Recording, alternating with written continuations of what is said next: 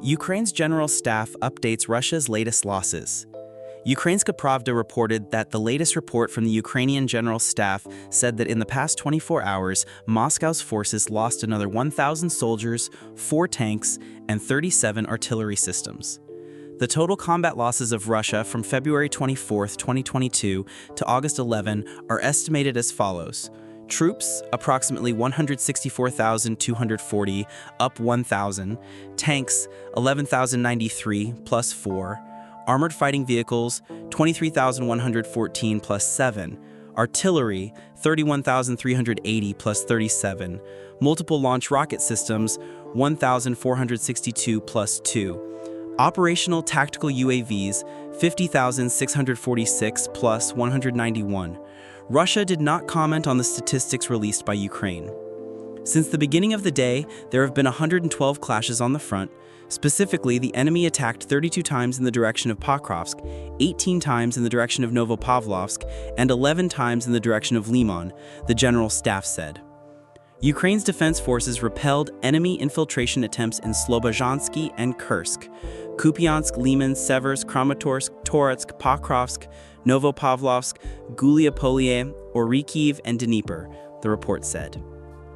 NATO continues to supply weapons to Ukraine.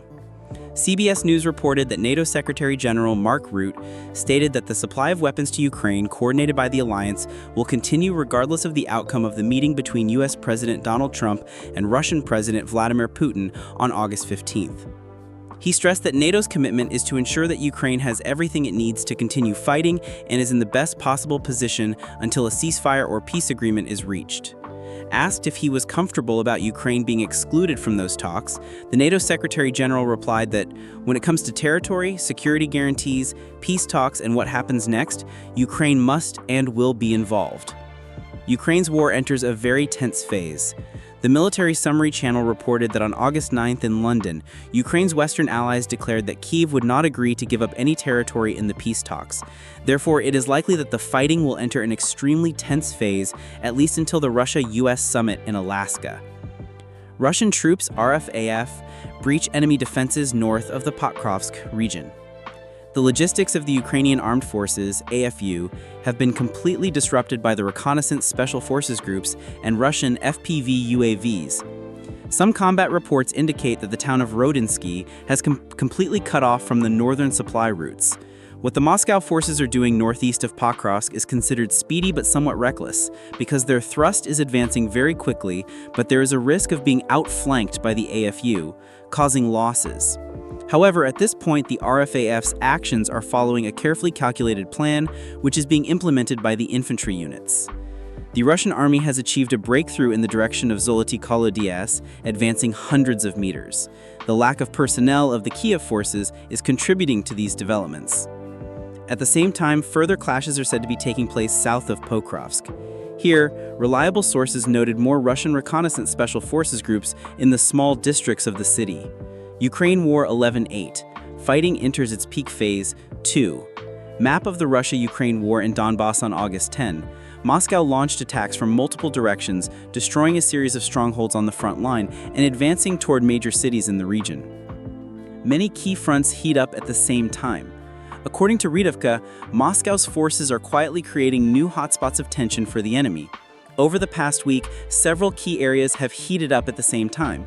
In the north of Kharkov region, the Russian army tightened its pockets and trapped a group of Ukrainian soldiers, and in the Kremensky forest in the Seversk direction, the AFU is threatened by a large-scale siege. Kharkov direction.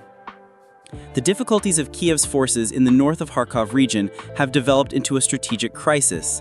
After the Russian army formed a full-scale offensive front west of the Oskol River and crossed the border from the Valuis district, the AFU lost the ability to mobilize its reserves. However, the Moscow command did not stop there. The vanguard units crossed the border at the Goptica checkpoint, creating an immediate threat to encircle the western flank of the enemy group. The loss of the checkpoint also poses a threat to the Liptaps region, where the Ukrainian army stabilized the front with great losses last summer. The emergence of a new area of combat operations along the western bank of the Travansky Reservoir is forcing the Kiev command to disperse its already scarce forces. The Kharkov AFU task force, which has been systematically weakened due to its role as a supplier of troops to other areas, may not be able to withstand pressure from several sides at once. The Ukrainian side is particularly alert due to the fact that from the Goptica checkpoint to the outskirts of Kharkovs along the M20 highway is only 30 kilometers. If a year ago the AFU could still quickly assemble a force to defend the regional capital, then in the current shortage of manpower, such a tactic may not be effective. It would be too early to talk about plans to attack the city of Kharkov with a population of 1 million, but the Russian army is fully capable of cutting off a significant part of the region. Ukraine-War 11-8. Fighting enters its peak phase 3. Map of the Russia-Ukraine war in Kharkov on August 10, in which Moscow controls the dark red area, is attacking along the white arrows, Kiev counterattacks along the yellow arrows. South of Konstantinovka. Russian troops complete the encirclement of Ukrainian units south of the Klebenbaik Reservoir. After crushing the enemy resistance at Yablanovka and north of Alexandro-Kalinova, the RFAF blocked the AFU's western flank retreat route to Konstantinova. The eastern corridor was also blocked almost simultaneously, with Russian shock troops crossing the railway from the Matrona Moskova mine area and cutting off the route through Pleskavia. The Ukrainian units stationed in the villages of Klebenbaik, Katarinova, and north of Sherbinova were in a difficult situation, with the equivalent of a battalion of about 300 to 400 men trapped in the encirclement. The AFU tried to hold the escape corridors as long as possible, allowing the majority of the troops to retreat. The Ukrainian command was unlikely to mobilize relief forces, so the trapped units would have to fend for themselves.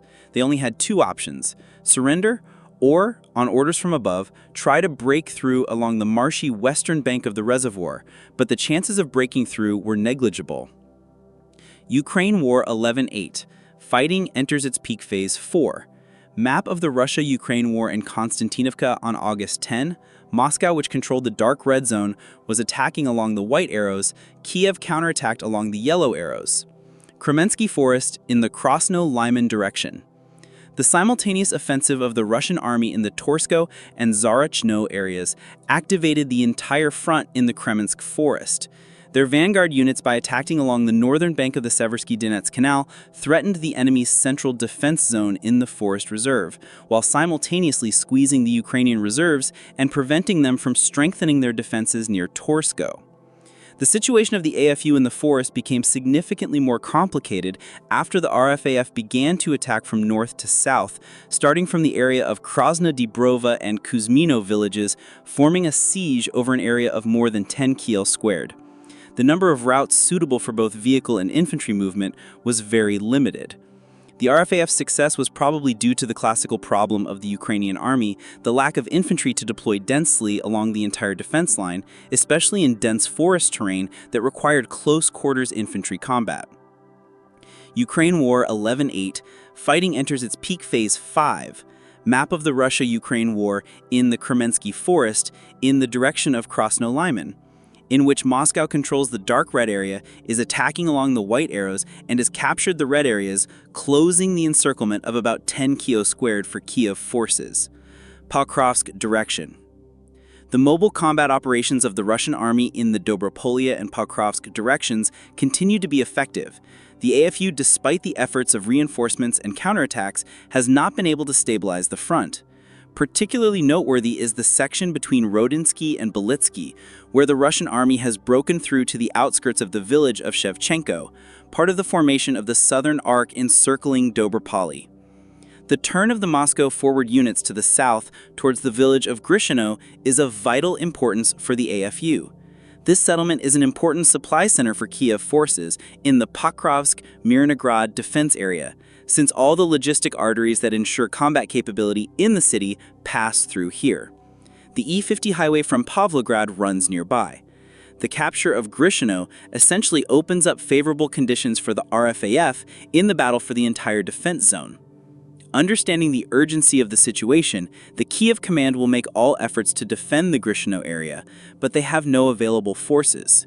Given that Moscow units are already operating in the private housing area northeast of Mirnograd, the AFU begins to withdraw from the expanding area. The continued defense of the Pokrovsk-Mirnograd area is only important to ensure an organized retreat. Ukraine-War 11-8. fighting enters its peak phase 6.